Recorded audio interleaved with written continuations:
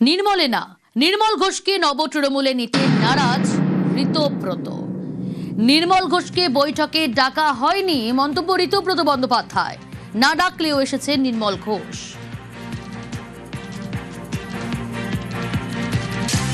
আরজি করের ঘটনায় নির্মল ঘোষের নাম জড়ায় তড়িঘড়ি দেহ সৎকারের অভিযোগ নির্মল ঘোষের বিরুদ্ধে। পানিহাটির প্রাক্তন বিধায়কের বিরুদ্ধে অভিযোগ।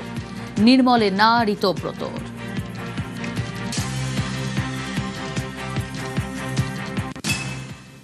নির্মল ঘোষ আমন্ত্রিত নন, অনাহুত হয়ে কেউ যদি এসে দাবি করেন, আমার শুধু ওনাকে বলার যে আপনাকে কে ডেকেছে প্রমাণ দিতে হবে না, নাম বলুন, আর কোন ফোন থেকে ফোন গেছে আপনার কাছে সেটা বলে দিন, বা যে মেসেজ আপনি পেয়েছেন যার ভিত্তিতে এসেছেন সেটা বলে দিন, লাউড অ্যান্ড ক্লিয়ার। এই যে এমএলএ 80 জনের মধ্যে যদি চাইতাম আমরা, সংখ্যাটা এখনই হচ্ছে 75+ থাকতো, কিন্তু কিছু ক্ষেত্রে আমাদের কিছু রিজার্ভেশন আছে, চাইলেও নেবো না। স্বাভাবিকভাবে নির্মল ঘোষের ক্ষেত্রে রিজার্ভেশন আছে। নির্মল ঘোষ আমাদের স্কিম অফ থিংস এর দূর দূরান্ত পর্যন্ত কোনো সম্পর্ক নেই।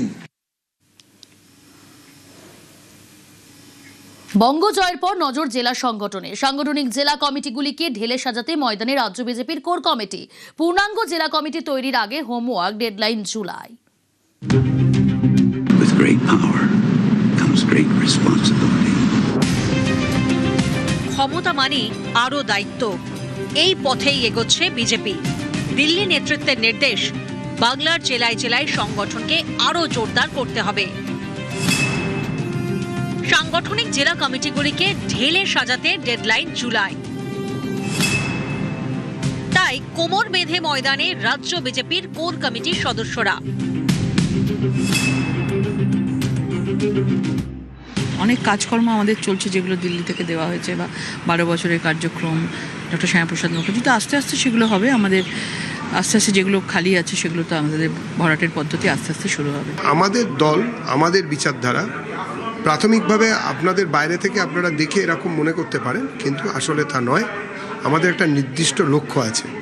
মাত্র 5 বছরের একটা সরকার কি তারপরের কয়েক বছরের সরকারের গঠনের লক্ষ্যে আমরা কাজ করছি। আমরা মানুষের দিন বদল এবং ভারত রাষ্ট্রের মান বদলের কাজ করছি। বাংলায় বিজেপির 43টি সাংগঠনিক জেলা। প্রতিটি সাংগঠনিক জেলায় একটি করে কমিটি। কমিটিতে জেলা সভাপতি, সহ সভাপতি, সাধারণ সম্পাদক, সম্পাদক সহ নানা পদ।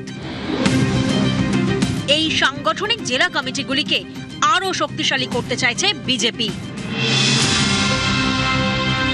বিজেপির 43টি সাংগঠনিক জেলা।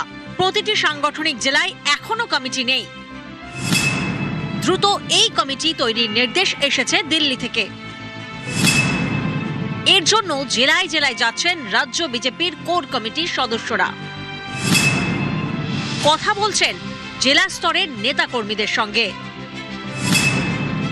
কোথায় কার ক্ষোভ, বিক্ষোভ রয়েছে তা জানতে চাইছেন। বিশেষ নজর বারাসাত, বীরভূম, পশ্চিম মেদিনীপুর, ডায়মন্ড হারবার, মুর্শিদাবাদ, মালদা, পূর্ব বর্ধমানে।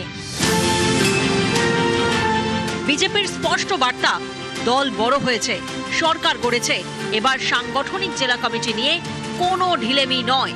বিজেপি তৃণমূলীকরণ হবে না।